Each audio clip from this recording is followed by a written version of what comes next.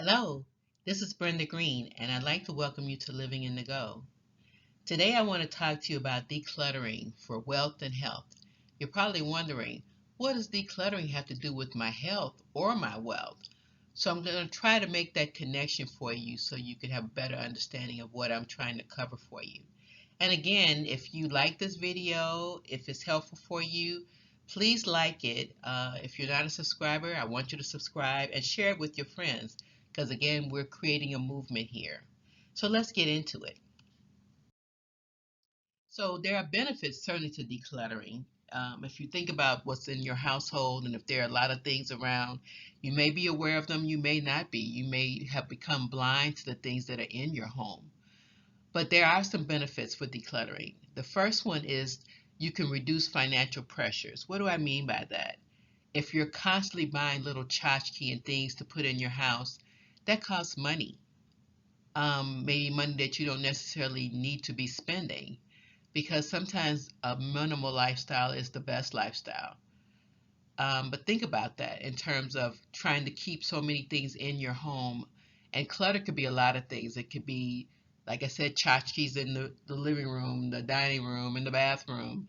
It could be lots and lots of clothes that you're buying, shoes. They could all come under the title of clutter. The next thing is it can improve your sleep. If you constantly have so many things in your house and you're trying to weed through them all the time, you're thinking about those things, and those things can really cause you to be focused on those. And when you go to sleep, you think about, oh, I got so much stuff in here, or it's too many things in my bedroom. I can't sleep. I don't get enough rest. And that's one of the things because it's too much stuff around you. It can also improve your productivity and creativity. When you declutter, it frees your mind up because that's one less thing to think about.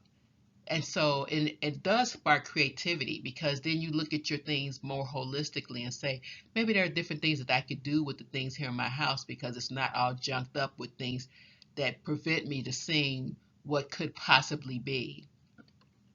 The next thing is they get rid of the allergens in your house. And I'm literally saying that because if you have a lot of junk around, a lot of clutter, it's dusty. And if you're like me, you don't always dust every day like you're supposed to, I guess, or even every week. So I try to not have a lot of clutter because I don't want to have to dust. And dust is everywhere. And so again, pollen, all kind of things if you have allergies that make you feel uncomfortable. So decluttering helps that as well. It also frees up your schedule. If you're going in to look for that great outfit to wear and then you have to weed through so many things in your closet, that takes time and energy. And then you never know what you really have because you have a lot of clutter. So again, think about decluttering. The next thing is that it reduces your anxiety. A lot of people have so many things they don't even know where to start, and it causes anxiety, lots of stressors because you're thinking, I need to get this cleared out. I need to take things to the Goodwill or wherever you take your things for charitable donation because there's so much in here.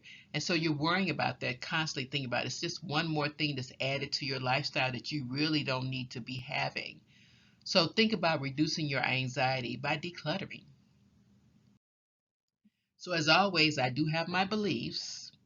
And I mentioned anxiety, but that can also lead to stress. And stress can physically kill you, no doubt. I mean, if you're thinking about things constantly and it's worrying you, it's on your mind, it can be stressful. And stress can lead to all kind of other heart diseases. It can lead to high blood pressure, strokes. That's on the far end of it. But again, why even go down that path? Eliminate some of those things in your life that cause stress, anxiety, worry. The other thing is that all the money that you spend on your clutter can be a wake-up call. If you go through your house and you look at all the things that you spend and you're not even sure why they're in there, if it's too many pictures, too many tchotchkes, too many clothes, think about all the money that you spent on these things that really aren't giving you any joy. And you're wondering, why do you have all this stuff in your house? Then you're trying to give things away. Well, you spent money on those. So that should be a wake-up call to you that you should do some things differently the next time. You want to make time for decluttering in your schedule. If you know you tend to junk it up, put a lot of things on your dresser, your nightstand, Then put in your schedule maybe once a week that you're going to declutter. So if there are extra books on the nightstand, glasses from the kitchen from drinking water at night and you just leave them there, put it in your schedule to get control of your life and make sure you're decluttering. It becomes a habit and then it's easier. And I talked about decluttering, but there is a difference between cluttering and hoarding. So you don't want to cross the line. And if you feel like things are really getting out of control and there's too much stuff everywhere, then that could be potentially hoarding. So you want to look at that and you want to help yourself or maybe get someone to help you if you really feel like you're crossing that line. Decluttering is certainly a time saver and it helps you to find items more quickly. I mentioned if you're trying to look for an outfit or something in your closet and there are too many things in there, that takes time. You want to be able to pick something quickly, put it on and go, and not have to spend an hour trying to figure out your wardrobe. And the last thing is to ask someone else if your place looks cluttery. I mean, sometimes we're living with it day to day and we don't see it. We've become accustomed to it. We're used to it. So maybe someone that you trust can give you an outside view that would be helpful. I know I had a friend who she is a clutterer, probably bordering on the hoarding side, and she actually took pictures of some of the things that were in her home and showed them to me to ask what did I think, and no judgment. And I was saying, yeah, you could do some things here differently, and let's work out a schedule. Let's find a way to help you to declutter and get better at it.